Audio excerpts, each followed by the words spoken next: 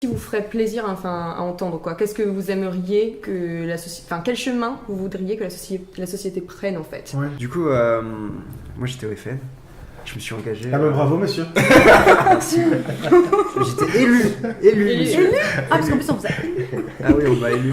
C'est super. On dit qu'il y a des imbéciles qui changent pas d'avis. Donc Du coup, je c'est tout à trouve fait c'est ça. Ok, ça...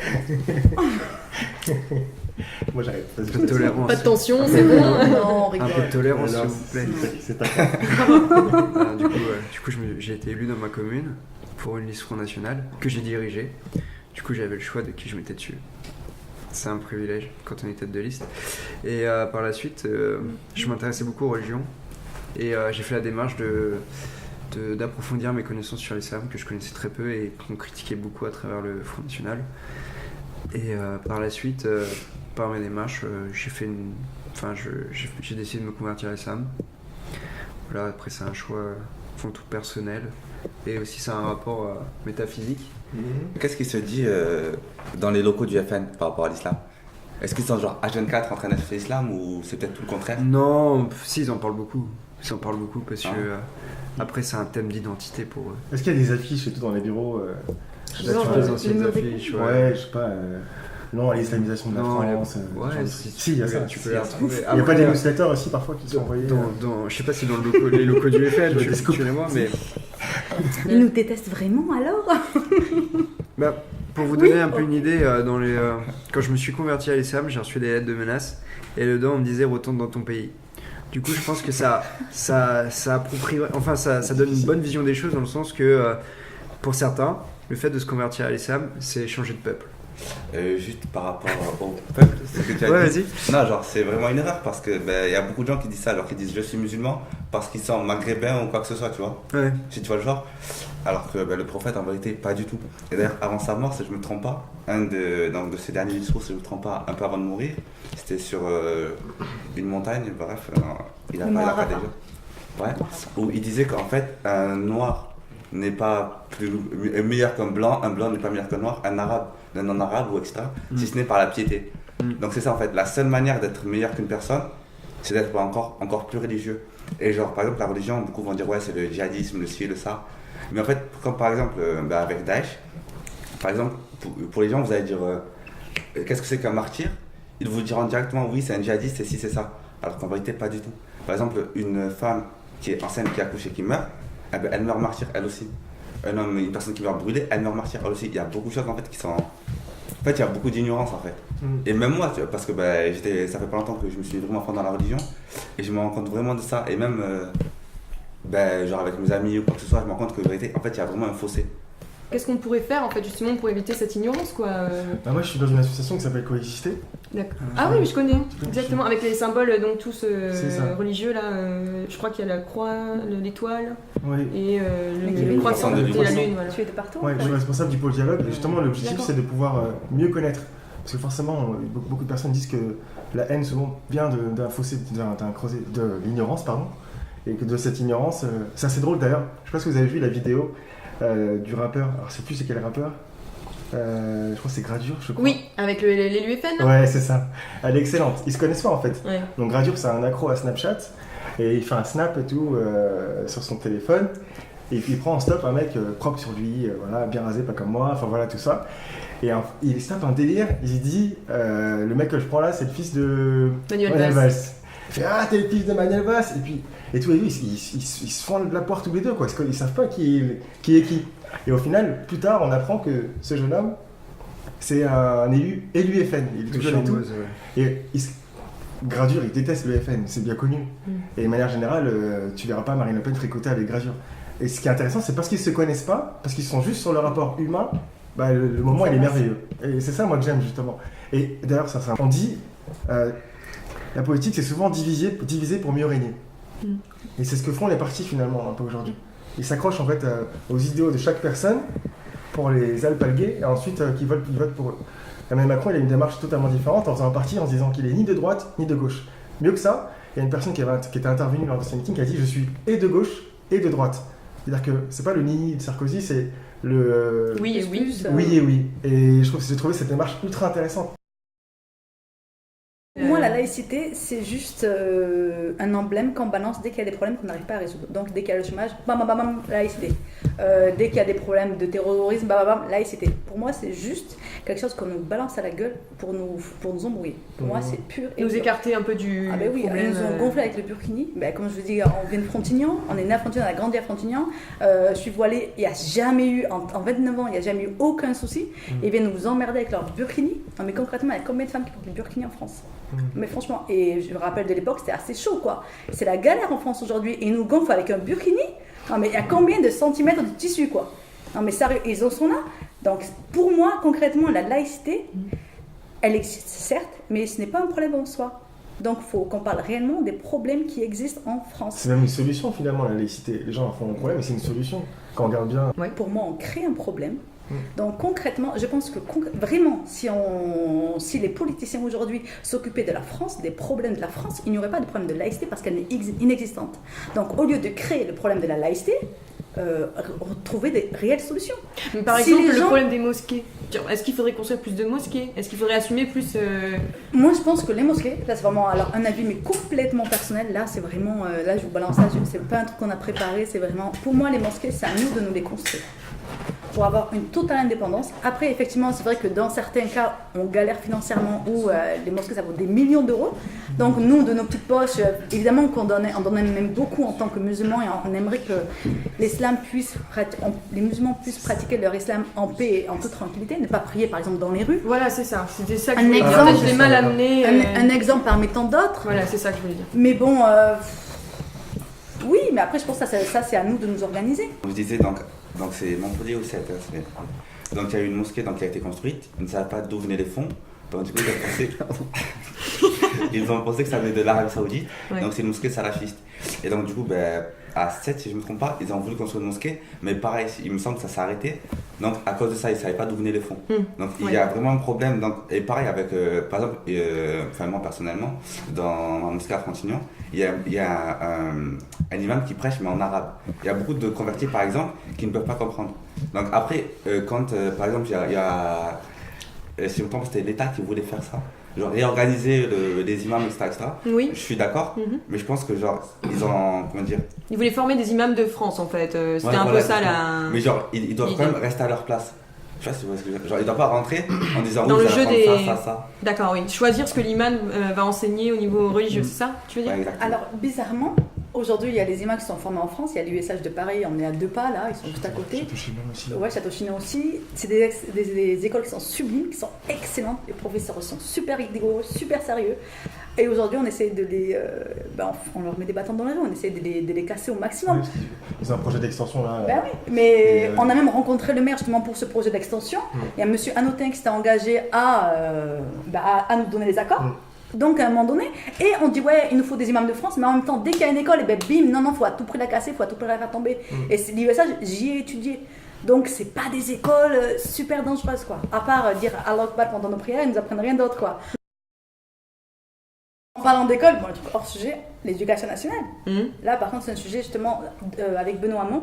Ils avaient fait des tables rondes où on pouvait discuter. Donc, il y avait chacun son thème. Moi, j'étais partie dans l'éducation, où on pouvait débattre librement sur tel ou tel sujet. Enfin, non, telle ou telle question. Il y avait des petites questions.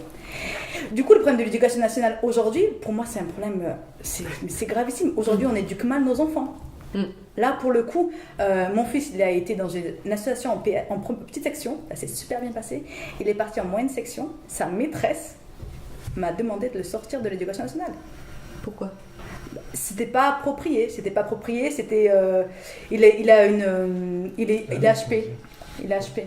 Et du coup, elle m'a. Au potentiel. Elle m'a clairement dit enlevez votre fils si vous voulez qu'il ait un avenir. Ah oui, d'accord. Ah ouais, ça a été clair. Du coup, je l'ai changé d'école. Il est suivi par un psy par rapport à sa différence. Et la psy m'a dit, mais franchement, en le changeant d'école, donc dans une école privée, Montessori, elle m'a dit, vous l'avez sauvé. Donc aujourd'hui, l'éducation nationale, mais qu'est-ce qu'ils font? Mais c'est gravissime. Moi, ça va, j'ai les moyens de lui offrir ça. Mais concrètement, comment font les autres parents? Les maîtresses, elles galèrent parce que c'est des enfants qui sont quand même plus difficiles que les autres, en règle générale. C'est super compliqué et l'éducation nationale ne propose rien. Ils sont complètement. Qu'est-ce qu'on devrait faire pour toi? Tu vois, par exemple, là, justement, l'éducation nationale, c'est un vrai sujet. Qu'est-ce qu'on fait dans ces quartiers, tu vois? Déjà, mettre de l'argent. Commencer par mettre de l'argent. concrètement, arrêter de mettre de l'argent là où il ne faudrait pas, peut-être comme à Pénélope déjà, commencer à gratter là où on peut gratter, déjà commencer à faire les choses bien. À un moment donné, il faut qu'ils arrêtent et nous disent il n'y a pas de thune. Oui, effectivement, il n'y a pas de thune, mais par contre, moi, je vais vous montrer où elle est la thune et elle est dans vos poches. Là, il faut vraiment se poser les bonnes questions. Nous, à Saint-Denis, moi, je viens du sud, donc le sud, on est plutôt pépère. Quand j'ai débarqué à Saint-Denis, je me suis dit, mais purée, qu'est-ce que je vais faire avec mes gosses, quoi? Ils vont finir délinquants. Non, mais qu'est-ce que je vais en faire? Et franchement, j'ai même une fois discuté avec un policier, il m'a dit, mais franchement, vos enfants, ils ont 50% de chance de mal finir. Il m'a dit, partez. Un flic, il me dit ça. Bon, je me dis, bon, ok, super, je vais où? Je me suis dit, je suis restée, donc j'ai eu l'éducation nationale pendant une année, je suis tombée sur des maîtresses extraordinaires, mais dévouées, mais à 1000%, une directrice d'école, mais en fait, elles donnent tout, comme elles savent pertinemment qu'on est dans des coins moins avantageux que d'autres, elles se donnent à 1000%. Aujourd'hui, mes enfants, ils ont judo avec la meilleure prof de France de judo. Donc, c'est vraiment, comme on est dans des zones soi-disant délaissées ou oubliées, en fait, les gens, ils se donnent à 1000%. Et concrètement, aujourd'hui, je ne partirai pas de Saint-Denis. Parce qu'il n'y a pas une ville en France où il y a autant de personnes qui se donnent à 1000%. Donc, concrètement, on fait ce qu'on peut avec ce qu'on a, on se bat au quotidien. Mais derrière, ils ont beau dire, oui, les femmes voilées, elles bossent pas ou je sais pas quoi. Concrètement, dans mon bâtiment, par exemple, elles bossent toutes. Donc, il faut qu'ils arrêtent avec leur cliché, qu'ils aillent bosser maintenant. Maintenant, c'est bon, vous nous avez craché dessus, vous nous avez... Ok, il n'y a pas de problème. Mais maintenant, il faut aller bosser. Parce que si vous n'allez pas bosser, on va bosser. Et il ne faudra pas dire, ah, mais en fin de compte, les musulmans, ils veulent prendre le pouvoir. Non, on ne veut pas prendre le pouvoir. On veut une France juste. Et si eux ne sont pas justes, si ils veulent passer leur temps à se mettre de la thune dans leur poche, il n'y a pas de problème. Mais à un moment donné, le peuple, il va se réveiller. Et il ne faudra pas dire, oui, en fait, non, le salafisme, le djihadisme. Non. Vous vous êtes foutu de notre gueule, on s'est réveillé. Point. Moi j'ai fait aussi un débat à 7 où bizarrement il y avait genre que des Français vraiment et alors ça veut dire quoi que des Français parce que souche, de pure souche. Oui mais ça existe pas, ça existe pas les Français de ouais mais d'un côté si tu dis ça tu te mets à part. Oui c'est ça. On va dire qui ne sont pas étrangers tout simplement ou on va dire des Européens. Non mais toi t'es pas Européen. C'est là. Quand je veux dire ça c'est que il y a une différence entre un Arabe, un Maghrébin, un Africain, un Renois quoi, et un Français. Enfin, quand je dis Français, c'est pareil que le souche, je suis un Européen. Oui, mais ils sont tous nés en France, ceux qui ont mais ça, il n'y a pas de souci, voilà, c'est pas ça. En fait, je parlais surtout au niveau religieux du coup. Alors, d'accord, alors de religion du coup musulmane, ouais, mais et genre... peut-être autre athée alors, ou chrétien. Ouais, si vous voulez. On va dire ça, bref, en étant en tout cas, genre les seuls musulmans, moi et un ami à moi. D'accord. Et donc, du coup, on a quasiment pas réagi dans ce débat, c'est sur la laïcité, parler. Et bizarrement, il y a deux, soit athées ou chrétiens ou juifs, donc non musulmans. Okay. Ils ont pris la parole. Et non, ils n'étaient pas musulmans parce que justement, ils ont dit, il y avait deux hommes, on se met à la place des musulmans, et il faudrait qu'on construise des mosquées. Genre, ça veut dire que même eux, au final, ils nous ont défendus. Donc, quand il y en a beaucoup qui disent qu'aujourd'hui, la France, elle est islamophobe, alors qu'en vérité, pas du tout. Peut-être que notre gouvernement, peut-être qu'il est, ou même peut-être qu'il nous ment, c'est juste pour les voix, donc du coup, on ne sait vraiment pas. Mais en tout cas, le peuple français, je pense pas qu'au fond il ne doit pas être islamophobe.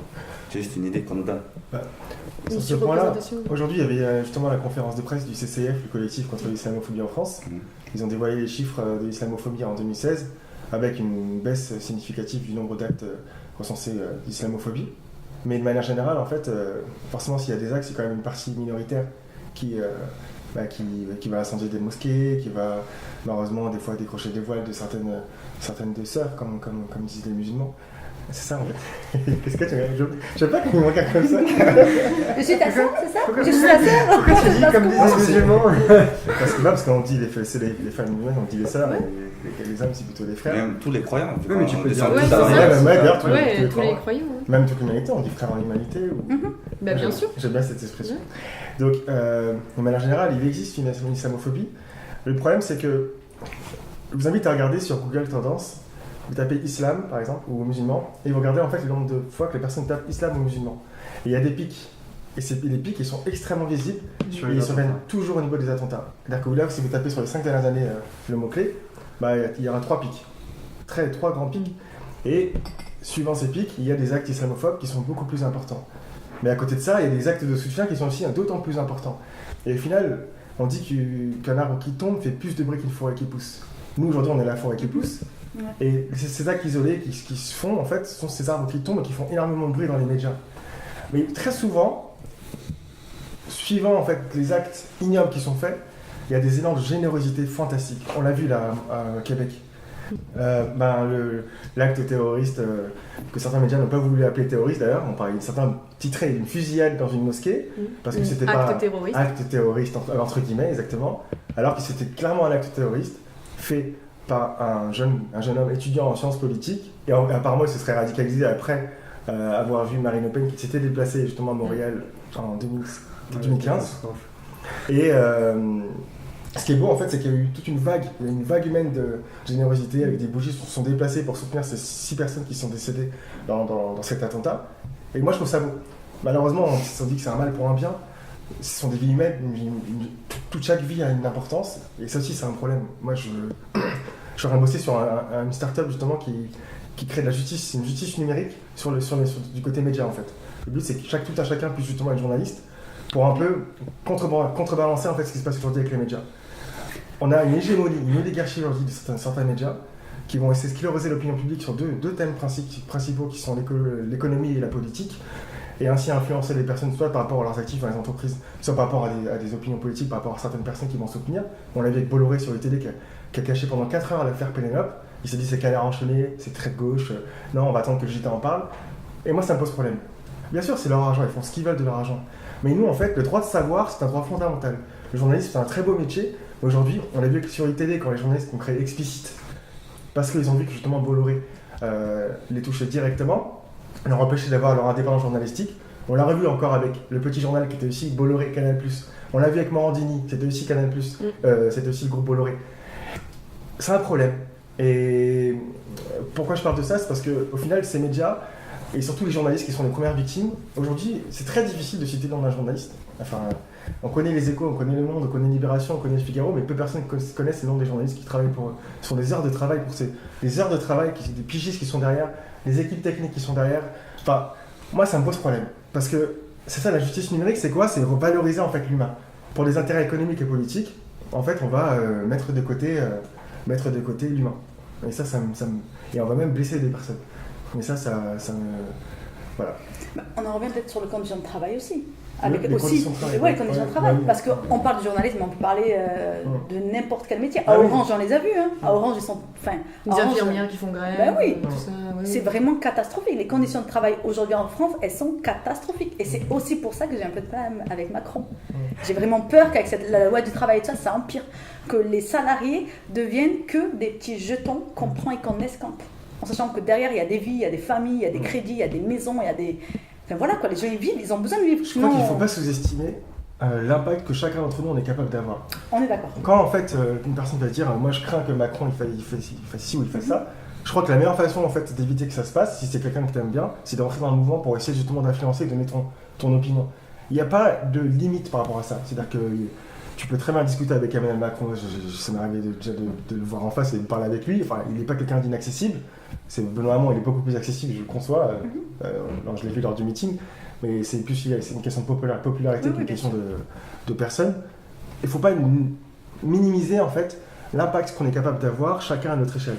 Et ça, je pense que tu en as conscience, tu as vu, toi en ayant un poste d'élu, tu vois que finalement c'est très facile d'accéder à certaines fonctions. Je l'ai vu là avec une ministre que je ne vais pas citer le nom. J'ai un ami par exemple qui était chef de son cabinet sur un parti. Elle s'est retrouvée ministre et il s'est retrouvé dans le cabinet de la ministre du jour au lendemain, dans le gouvernement actuel. Et il y a à peine 6 mois avant, il ne pensait pas qu'elle serait ministre aussi rapidement. En fait, arriver à être ministre, c'est pas quelque chose de compliqué. Président, oui, c'est compliqué. Mais ministre, c'est pas quelque chose de compliqué en soi. Si tu as un minimum de bagages, si tu as une véritable volonté de vouloir bouger les choses, et que tu as l'influence et le réseau, c'est pas difficile du tout. Et Emmanuel Macron l'a montré. Je pense pas qu'on ait tous les mêmes chances.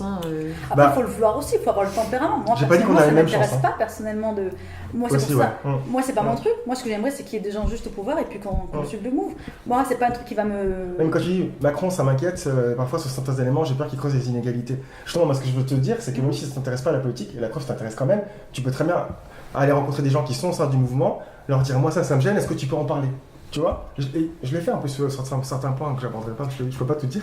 Ouais, non, pas de soucis. Mais je l'ai fait sur certains points et j'ai bien vu l'impact. Il était vraiment. Ouvert. Tous les candidats, à partir du moment où il y a une démarche électoraliste, je dis pas électorale, je dis volontairement électoraliste, ils sont d'une certaine manière influençables sur certains points. Après, il y a certains points sur lesquels ils ne dérogent pas, parce qu'il y a un squelette en fait, un ADN auquel ils ne touchent pas. Mais on a tous l'impact, je te rejoins. On n'a pas, c'est comme tout. Moi, je suis issu de mes deux parents n'ont pas de diplôme. J'ai commencé comme fonctionnaire catégorie C, le bas de l'échelle de fonctionnaire.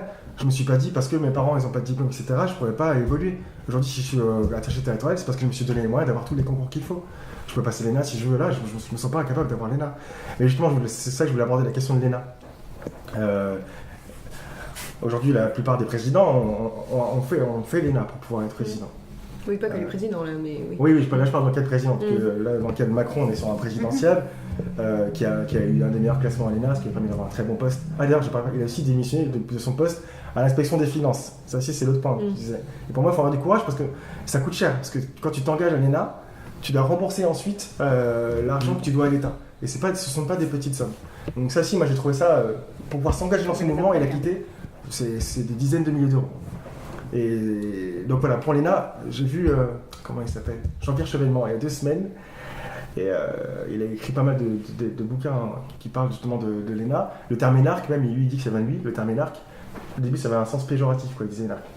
Aujourd'hui, pour lui, il dit oui, l'ENA, ça permet assez facilement, une fois que tu as l'étiquette ENA, ton salaire il augmente très rapidement si tu es sur un poste au niveau du CAC 40, une entreprise du CAC 40, tu vas facilement accéder à des fonctions supérieures étatiques, mais c'est une institution qui est au final à bout de souffle.